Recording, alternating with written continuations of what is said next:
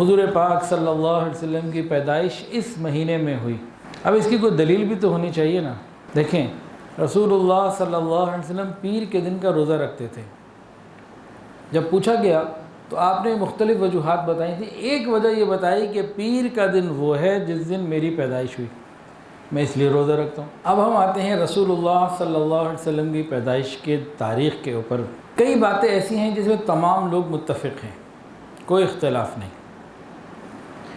تمام مورخین کا اس بات پر اتفاق ہے کہ رسول اللہ صلی اللہ علیہ وسلم کی پیدائش پیر کے دن ہوئی۔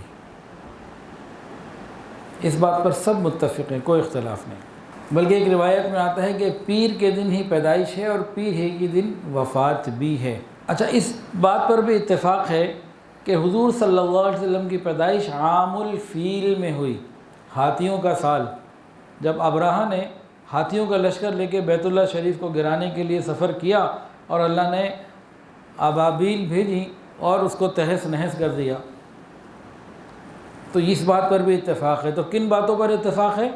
پیر کا دن، ربیع الاول کا مہینہ اور عام الفیل کا سال، ان تینوں باتوں میں تو کوئی اختلاف نہیں۔ اب آ جاتی ہے تاریخ پیدائش۔ اس میں کئی اقوال ہیں، 8 سے زیادہ اقوال ملتے ہیں تاریخ پیدائش میں۔ جو مشہور ترین قول ہے وہ ہے 12 ربیع الاول۔ کون سا ہے جی؟ مشہور ترین قول کون سا ہے؟ 12 ربیع الاول۔ لیکن ایک آپ کو بات بتاؤں، جتنے محققین ہیں، کسی بھی مسلک کے ہیں اور کسی بھی مذہب مطلب اسلام کے اندر رہتے ہوئے، حنفی ہوں، شافعی ہوں، مالکی ہوں، حنبلی ہوں، یہ جتنے بھی ائمہ اربعہ کے لوگ ہیں، ان کے محققین دیکھ لیجئے، اور حنفیوں میں نیچے آ جائیں تو بریلویوں کو بھی لے لیجئے اور جناب دیوبندیوں کو بھی لے لیجئے۔ تو جو محققین لوگ ہیں نا، تمام محققین اس بات پر متفق ہیں کہ 12 نہیں ہیں۔ محققین کی باتیں کچھ اور ہیں۔ حضرت عبداللہ ابن عباس رضی اللہ تعالی عنہما، جبیر ابن مطعم رضی اللہ تعالی عنہ، ان دونوں نے فرمایا کہ 8 ربیع الاول ہے۔ علامہ قطب الدین قسطلانی رحمۃ اللہ علیہ نے فرمایا 8 ربیع الاول ہے۔ اور جو بریلویوں کے امام ہیں، امام احمد رضا خان بریلوی، انہوں نے بھی اپنی کتاب میں لکھا کہ 8 ربیع الاول ہے۔ مشہور 12 ہے، اس میں کوئی شک نہیں، لیکن جتنے محققین ہیں جنہوں نے پوری ریسرچ کر کے بات لکھی ہے، ان میں سے ایک بھی 12 پہ نہیں آتا، مختلف تاریخیں دیتے ہیں۔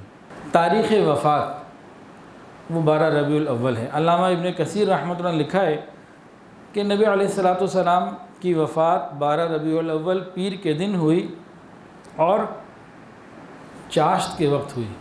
اور وہ آگے مزید لکھتے ہیں کہ حضور صلی اللہ علیہ وسلم جب ہجرت کر کے مدینہ میں داخل ہوئے تھے تو وہ دن بھی پیر کا تھا اور چاشت کا ہی وقت تھا اور 12 ربیع الاول تھی۔ تو 12 ربیع الاول کو نبی علیہ الصلوۃ والسلام کی پیدائش سے تو نسبت محقق نہیں، وفات کے ساتھ نسبت پکی ہے۔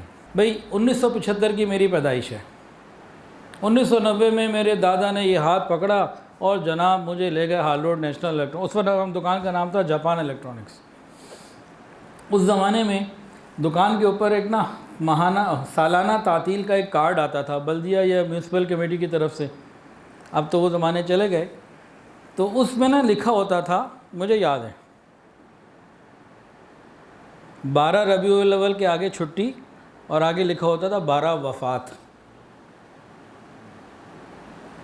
وہ کارڈ آج بھی تلاش سے مل جائیں گے کہیں، میرے پاس تو نہیں ہے لیکن میری میموری میں ہے۔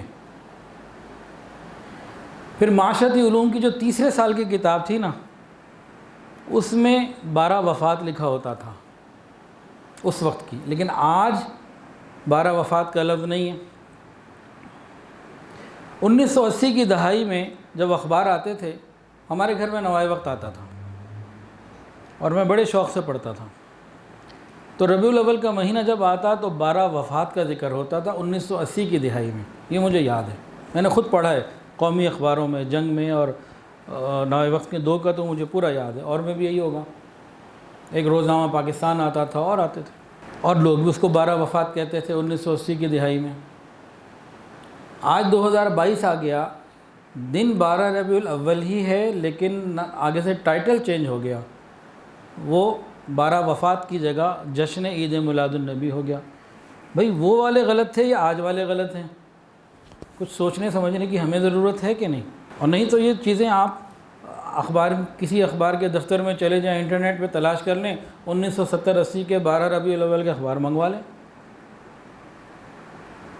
آج سے 25-30 سال پہلی یہی پنجاب ٹیکس بورڈ اس کی معاشرتی علوم منگوا لیں، اور جن کی عمر آج 45-50-60 سال ہے انہیں تو سب پتہ، چھوٹوں کو نہیں پتہ۔